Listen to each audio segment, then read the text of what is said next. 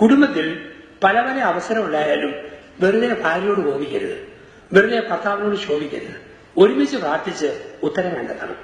യോസേപ്പും മറിയോട് വഴക്കുണ്ടാക്കിയെന്ന് ഈയിടെ മനോരമ, ദീപിക, മംഗളം, മാതൃഭൂമിയിൽ നാട്ടിലാണ് വാർത്ത കണ്ടത്.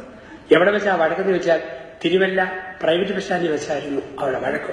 പത്രത്തിലെ വലിയ വാർത്ത, സെന്റ് ജോസഫ് കയറി സെന്റ് മേരിക്ക് ഇടിച്ചു. ഇതാണ് വാർത്ത. ഇത് വണ്ടിക്കാരുടെ വഴക്കാണ്. നാട്ടിലെ വണ്ടിയുടെ പേര് എങ്ങനെയല്ലേ?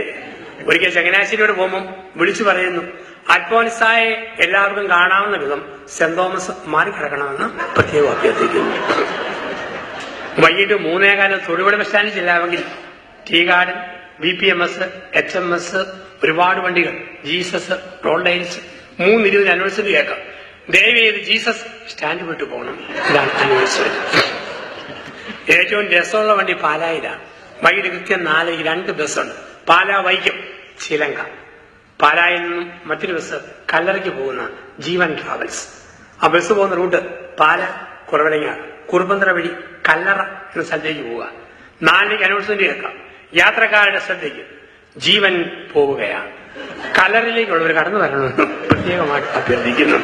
ഇവിടെയാണ് സെന്റ് ജോസഫ് കയറി സെന്റ് മേരിക്ക് ഇടിച്ചു. വഴക്കും ബഹളമൊന്നുമില്ല, സ്നേഹത്തിന്റെ നിയമിതമായ കുടുംബം. ഇപ്പൊ ദൈവം തന്ന നമ്മുടെ കുടുംബത്തെ ഈ ഭൂമിയിൽ സ്വർഗത്തിന്റെ പതിപ്പാക്കാനും നന്മ നിറഞ്ഞ ദാമ്പത്യമാക്കുവാനും ദൈവം തന്നെ. റിഹേഴ്സൽ ഇല്ലാത്ത ജീവിതം, ഒരിക്കൽ മാത്രമുള്ള ജീവിതം, അത് കഴിഞ്ഞ കാലങ്ങളിൽ പാളിച്ചുകൾ വന്നെങ്കിൽ തിരുത്തുവാനും തിരിയുവാനും അല്പം കൂടെ ആഴത്തിൽ സ്നേഹിക്കുവാനും ഓരോ ഭർത്താവും ഓർക്കുക, നിങ്ങളുടെ കയ്യിലുള്ള ഒരു സമ്മാനം ഇതുവരെ നിങ്ങളുടെ മക്കൾക്കും ഭാര്യയ്ക്കും കൊടുക്കാത്ത ഒരു സമ്മാനമാണ്.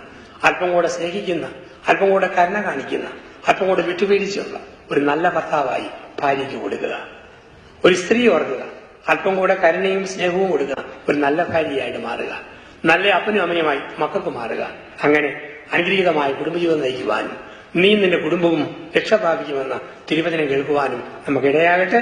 അതിന് ഇന്നത്തെ ചിന്തകളും ഒത്തുവരവും നമ്മളെ സഹായിക്കട്ടെ. നന്ദി.